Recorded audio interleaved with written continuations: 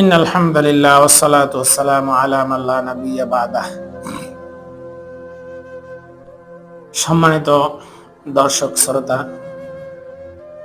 যে যেখান থেকে আমার এই ভিডিওটি দেখছেন, সকলকে আন্তরিক মোবারকবাদ ও ধন্যবাদ।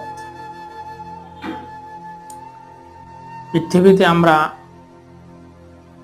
নানান সমস্যার ভিতরে জর্জরিত, পারিবারিক, অর্থনৈতিক, সাংসারিক নানান ধরনের সমস্যার ভিতরে আমরা জর্জরিত।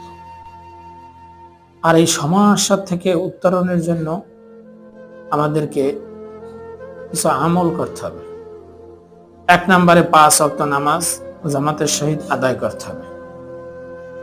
নামাজ আদায় করতে হবে, বেশি বেশি ইস্তেগফার করতে হবে এবং বেশি বেশি দুরূদ শরীফ পড়তে হবে।